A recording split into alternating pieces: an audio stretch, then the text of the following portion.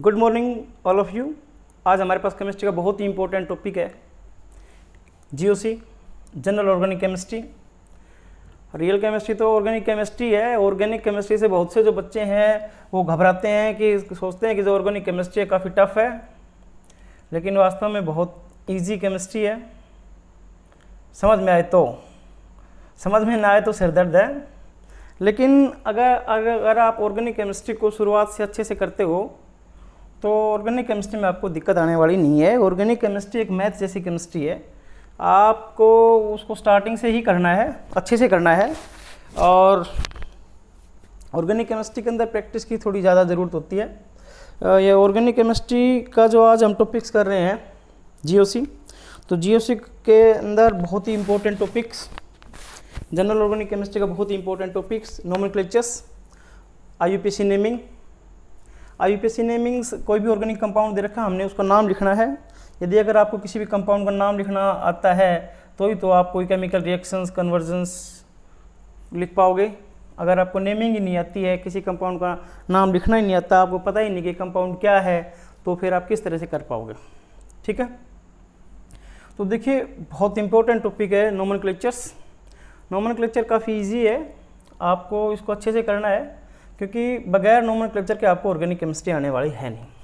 आप organic chemistry को ये कह सकते हो, देखिए मैं ये बताऊं आपको, जैसे एक ऑर्गेनिक आईयूपीएसी नोमेनक्लेचर्स जो नेमिंग है, इसकी कितनी इंपॉर्टेंस है, आपको इसको ऐसे समझ सकते हो कि एक आदमी था और वो डॉक्टर के पास गया, तो डॉक्टर के पास जाके बोला कि डॉक्टर साहब मेरे यहाँ पे दर्द है, यहाँ पे दर्द है, यहाँ पे दर्द है, यहाँ पे दर्द है, यहाँ पे दर्द है, यहाँ पे दर्द है, यहाँ पे दर्द। इट मीन्स मतलब उसने, डॉक्टर ने सोचा कि ये तो बड़ी दिक्कत है, इसका तो सिर में भी दर्द है, पेट में भी दर्द है, गले में भी दर्द है, हाथ में भी दर्द है, तो दवाई दें तो दे तो किसकी दें?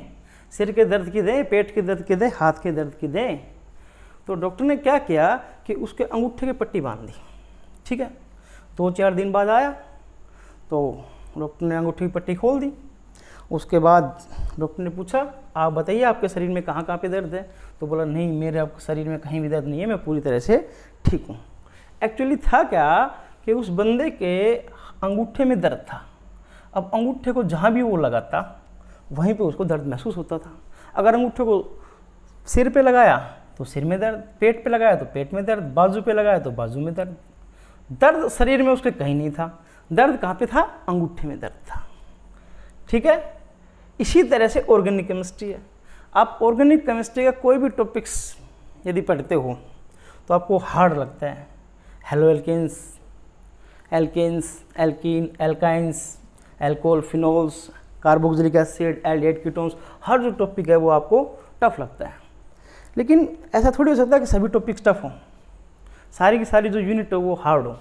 एक्चुअली है क्या कि जिन बच्चों को ऐसी प्रॉब्लम है, जिनको लगता है कि ऑर्गेनिक केमिस्ट्री हार्ड है, उनकी कहीं ना कहीं जीओसी के अंदर प्रॉब्लम है। जनरल जो ऑर्गेनिक केमिस्ट्री है, आईयूपीएसी नोमेनक्लेचर, आईयूपीएसी है, वो उनको नेमिंग ही नहीं आती। तो आप नेमिंग से अच्छी कीजिए, मतलब ये समझ सकते हो जो ये आईयूपीएसी नेमिंग है, ये अंगूठे का दर्द है। यदि अगर आपका अंगूठे का दर्द ठीक हो गया तो ये समझिए कि आपको ऑर्गेनिक केमिस्ट्री आ गई। जैसे अंगूठे का दर्द ठीक हो गया, शरीर का सारा दर्द ठीक हो गया। अगर आपको आईयूपीएसी नेमिंग आ गई तो मैं आपको ये कह सकता हूँ कि आपको ऑर्गेनिक केमिस्ट्री आ गई। तो आपने आईयूपीएसी नेमिंग को इस तरह से करना है कि इसमें आपने मतलब कि कोई भी नेम, कोई भी जो नाम है वो आपको अच्छे से आना चाहिए। ठीक है, तो इसमें आप जितनी ज़्यादा प्रैक्टिस करोगे आईयूपीएसी नेमिंग के अंदर, उतनी अच्छे से आपको ऑर्गेनिक केमिस्ट्री आएगी। ओके, तो देखिए आज हम शुरुआत करते हैं आईयूपीएसी नेमिंग से। आईयूपीएसी मीन्स, आईयूपीएसी का मतलब क्या है? International union of pure and applied chemistry. International union of pure and applied chemistry. ठीक है, आईयूपीएसी। तो the unique feature of IUPAC naming is that a particular name has a unique structure and a unique structure has particular names. It means जो कोई भी organic compound दे रखा है पूरे world के अंदर, उस कंपाउंड का एक ही नेम होगा, और यदि कोई कंपाउंड है तो उसकी एक ही क्या होगी? स्ट्रक्चर होगी, एक ही क्या होगा? फॉर्मूला होगा। ओके, तो जो आईयूपीएसी नेमिंग, आईयूपीएसी नेम है वो क्या है? यूनिक है। ओके, देखिए IUPAC name consist of 3 parts. IUPAC naming अंदर मेनली 3 चीज़ें होती है। तो उसमें सबसे पहले आती है अपने पास वर्ड रूट। जो सबसे पहली जो चीज़ आती है वो अपने पास आती है वर्ड रूट। ठीक है, word root. It is the basic unit of name, it is the basic unit of the name. ठीक है, it denotes the number of carbon atom present in the chain. As you know that carbon and its compound are known as organic compound. Word root it is the basic unit of name and it denotes the number of carbon atom present in the chain. जो word root है वो IUPAC naming की सबसे basic unit है और ये हमें ये बताता है कि कोई भी जो ऑर्गेनिक कंपाउंड दे रखा है उसमें कितने कार्बन प्रेजेंट्स है, कार्बन एटम की चेन को प्रेजेंट करता है। ठीक है, आप बुक में से देख सकते हो। ठीक है, इसमें मैं देखिए जैसे कि यदि एक कार्बन दिया हुआ है C1 कार्बन के लिए हम जो वर्ड रूट यूज़ करते हैं वो क्या यूज़ करते हैं, मिथ। क्या यूज़ करते हैं, meth. For two carbon we use eth. Okay, 2 carbon के लिए क्या यूज़ करते हैं, इथ।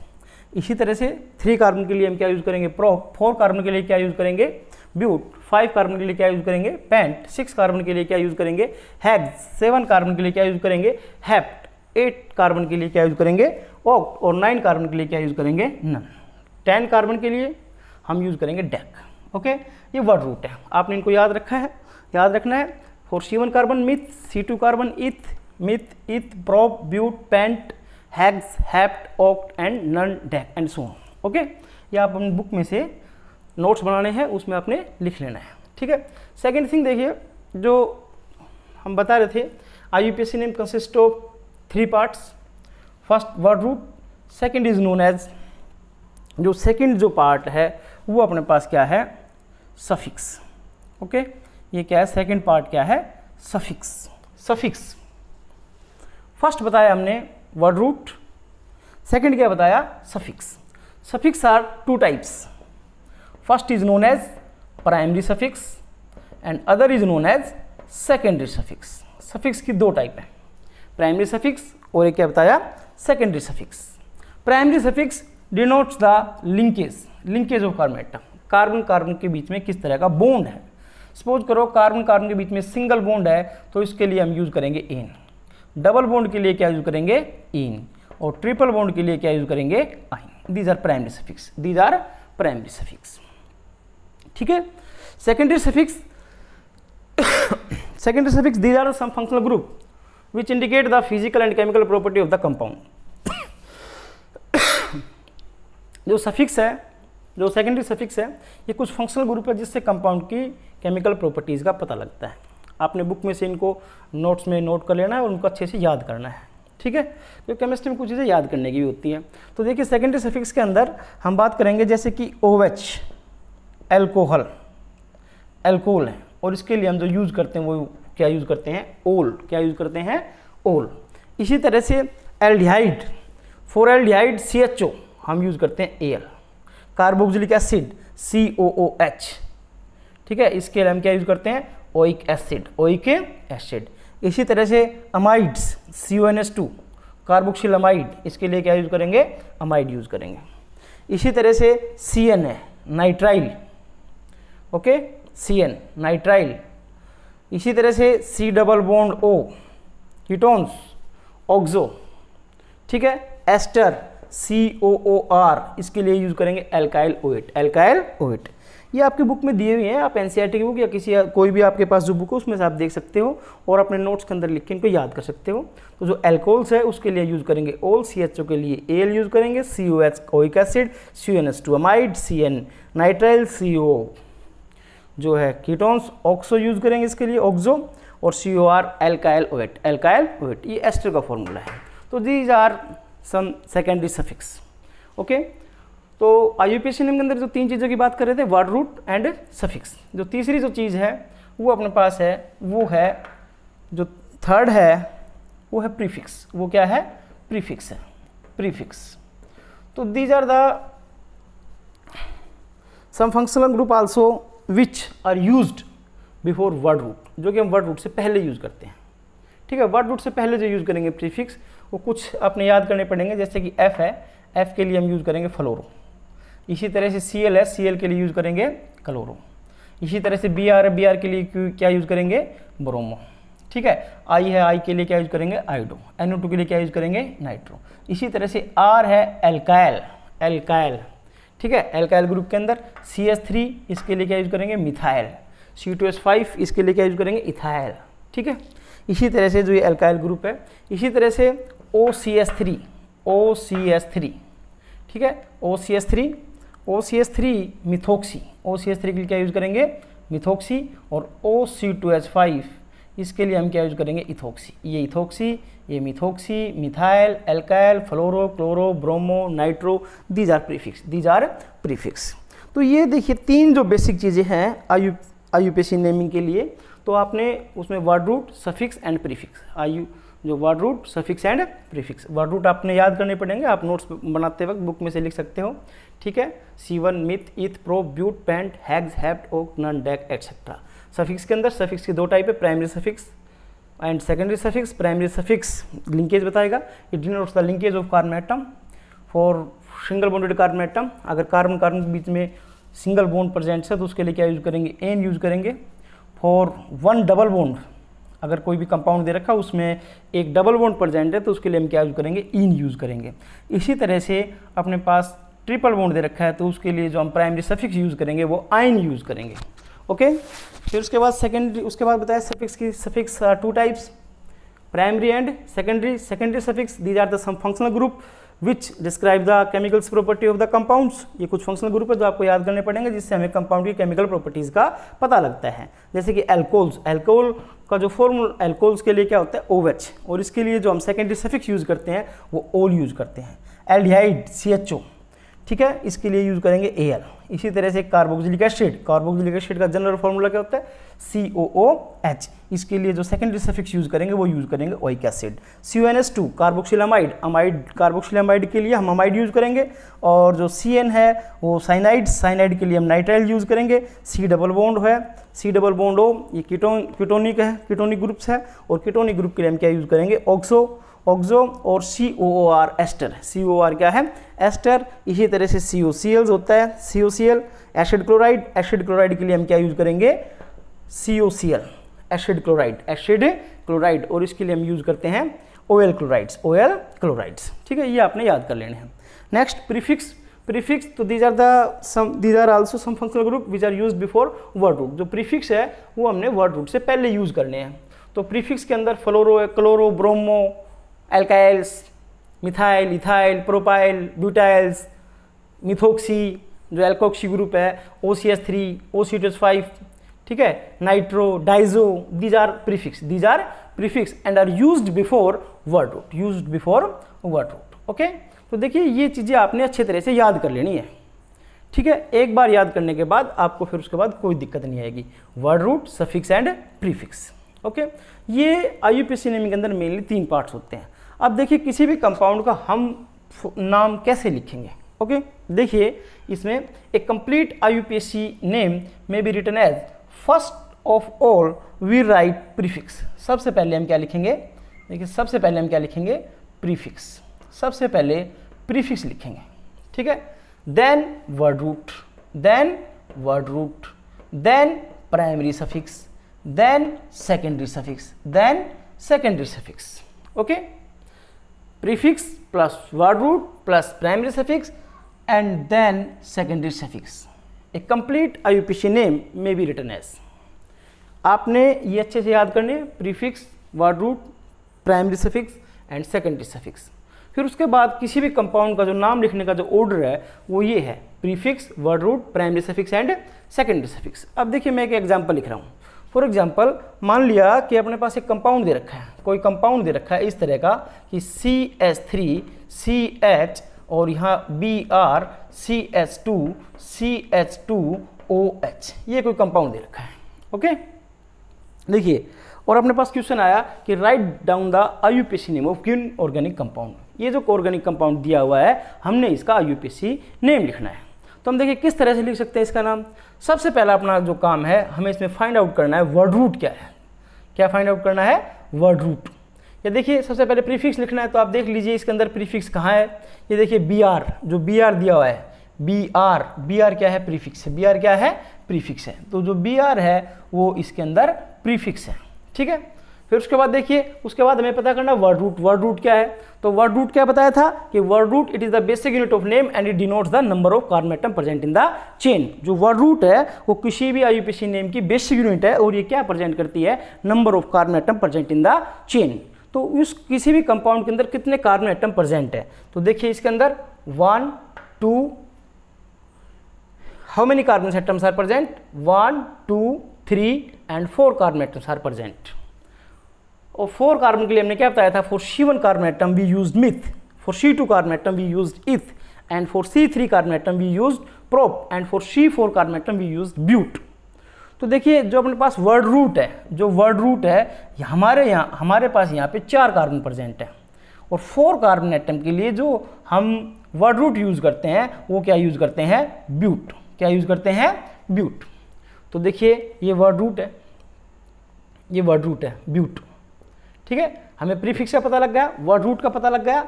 अब उसके बाद प्राइमरी सफिक्स। प्राइमरी सफिक्स, तो प्राइमरी सफिक्स के बारे में क्या बताया था कि primary suffix indicate the linkage of carbon atom. Linkage means carbon carbon के बीच में किस तरह का बॉन्ड है।